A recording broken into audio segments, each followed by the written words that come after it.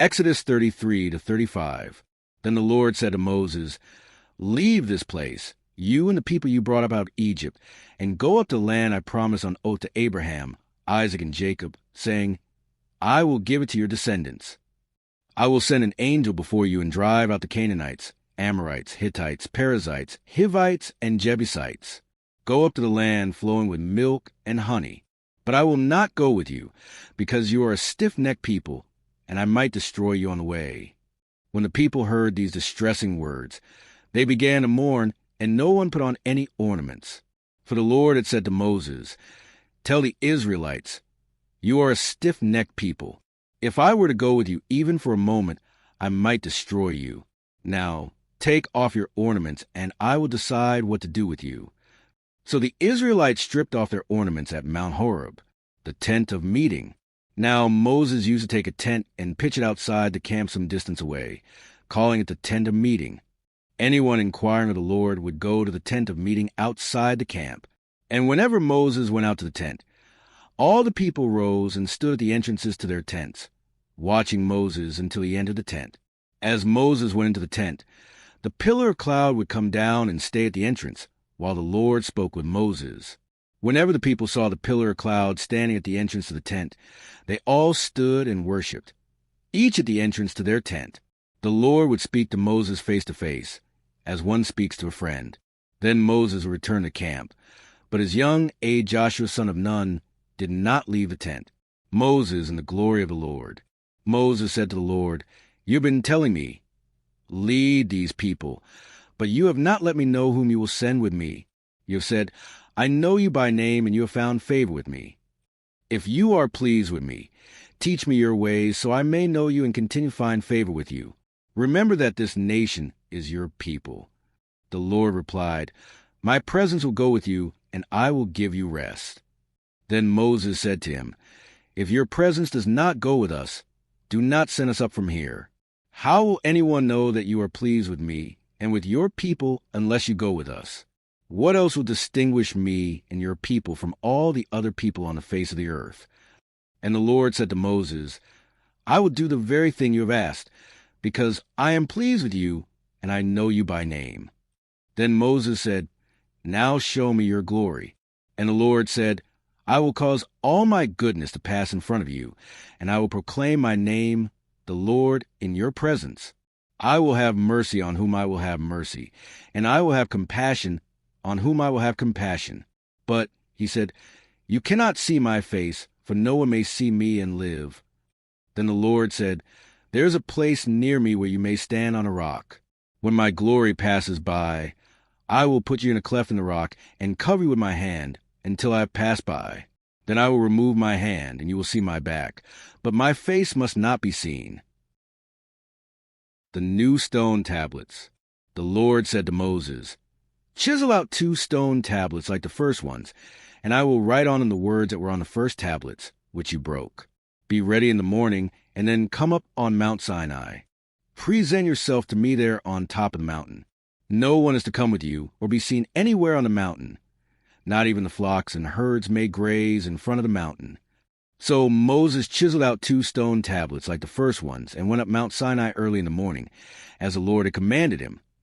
And he carried the 2 stone tablets in his hands. Then the Lord came down in the cloud and stood there with him and proclaimed his name, the Lord. And he passed in front of Moses, proclaiming, the Lord, the compassionate and gracious God, slow to anger, abounding in love and faithfulness, maintaining love to thousands, and forgiving wickedness, rebellion, and sin. Yet he does not leave the guilty unpunished. He punishes the children and their children for the sin of the parents to the 3rd and 4th generation. Moses bowed to the ground at once and worshipped.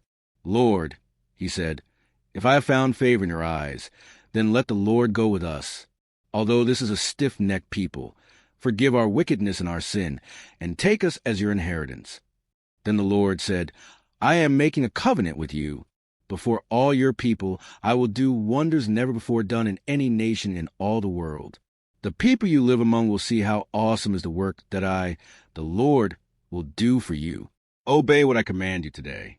I will drive out before you the Amorites, Canaanites, Hittites, Perizzites, Hivites, and Jebusites. Be careful not to make a treaty with those who live in the land where you are going, or they will be a snare among you. Break down their altars, smash their sacred stones, and cut down their Asherah poles. Do not worship any other god, for the Lord, whose name is jealous, is a jealous God.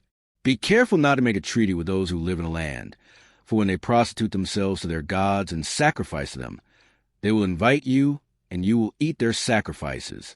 And when you choose some of their daughters as wives to your sons, and those daughters prostitute themselves to their gods, they will lead your sons to do the same. Do not make any idols. Celebrate the festival of unleavened bread. For 7 days eat bread made without yeast, as I commanded you. Do this at the appointed time in the month of Aviv, for in that month you came out of Egypt. The first offspring of every womb belongs to me, including all the firstborn males of your livestock, whether from herd or flock. Redeem the firstborn donkey with a lamb, but if you do not redeem it, break its neck. Redeem all your firstborn sons. No one is to appear before me empty-handed. 6 days you shall labor, but on the 7th day you shall rest. Even during the plowing season and harvest you must rest. Celebrate the festival of weeks with the first fruits of the wheat harvest, and the festival of ingathering at the turn of the year. 3 times a year all your men are to appear before the sovereign Lord, the God of Israel.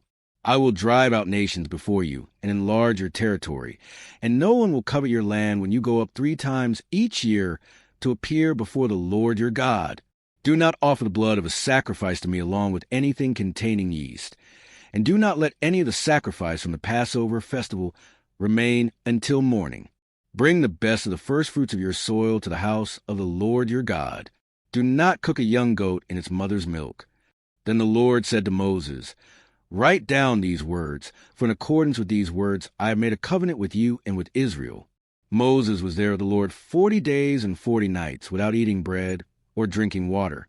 And he wrote on the tablets the words of the covenant, the 10 Commandments. The radiant face of Moses.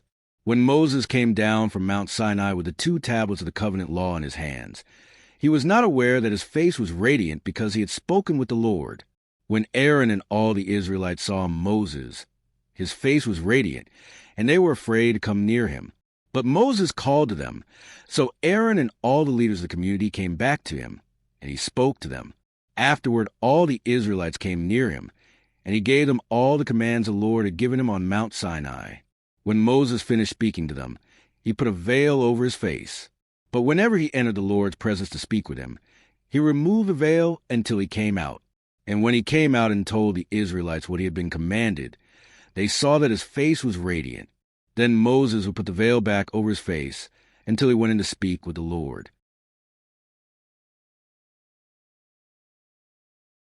Sabbath regulations. Moses assembled the whole Israelite community and said to them, These are the things the Lord has commanded you to do. For 6 days work is to be done, but the 7th day shall be your holy day, a day of Sabbath rest of the Lord. Whoever does any work on it is to be put to death. Do not light a fire in any of your dwellings on the Sabbath day. Materials for the tabernacle. Moses said to the whole Israelite community, This is what the Lord has commanded. From what you have, take an offering for the Lord. Everyone who is willing is to bring to the Lord an offering of gold, silver, and bronze, blue, purple, and scarlet yarn and fine linen, goat hair, ram skins dyed red, and another type of durable leather, acacia wood, olive oil for the light, spices for the anointing oil and for the fragrant incense, and onyx stones and other gems to be mounted on the ephod and breastpiece. All who are skilled among you are to come and make everything the Lord has commanded. The tabernacle with its tent and its covering, clasps, frames, crossbars, posts, and bases, the ark with its poles and the atonement cover and the curtain that shield it, the table with its poles and all its articles and the bread of the presence, the lampstand that is for light with accessories, lamps and oil for the light, the altar of incense with its poles, the anointing oil and the fragrant. Incense, the curtain for the doorway at the entrance to the tabernacle, the altar of burnt offering with its bronze grating, its poles and all its utensils, the bronze basin with its stand, the curtains of the courtyard with its posts and bases, and the curtain for the entrance to the courtyard, the tent pegs for the tabernacle and for the courtyard and their ropes, the woven garments worn for ministering in the sanctuary, both the sacred garments for Aaron the priest and the garments for his sons when they serve as priests. Then the whole Israelite community withdrew from Moses' presence, and everyone who was willing and whose heart moved them came and brought an offering to the Lord for the work on the tent of meeting, for all its service, and for the sacred garments. All who were willing, men and women alike, came and brought gold jewelry of all kinds, brooches, earrings, rings, and ornaments. They all presented their gold as a wave offering to the Lord. Everyone who had blue, purple, or scarlet yarn, or fine linen, or goat hair, ram skins dyed red, or the other durable leather brought them.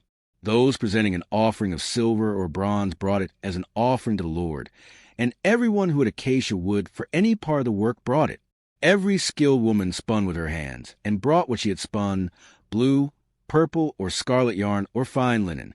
And all the women who were willing and had the skill spun the goat hair. The leaders brought onyx stones and other gems to be mounted on the ephod and breastpiece. They also brought spices and olive oil for the light, and for the anointing oil, and for fragrant incense. All the Israelite men and women who were willing brought to the Lord free will offerings for all the work the Lord through Moses had commanded them to do. Bezalel and Oholiab. Then Moses said to the Israelites, "See, the Lord has chosen Bezalel son of Uri, the son of Hur, the tribe of Judah, and he has filled him with the Spirit of God, with wisdom, with understanding, with knowledge, and with all kinds of skills, to make artistic designs for work in gold, silver, and bronze, to cut and set stones, to work in wood, and to engage in all kinds of artistic crafts. And he has given both him and Oholiab son of Ahisamach, of the tribe of Dan, the ability to teach others. He has filled them with skill to do all kinds of work as engravers, designers, embroiderers in blue, purple, and scarlet yarn and fine linen, and weavers, all of them skilled workers and designers.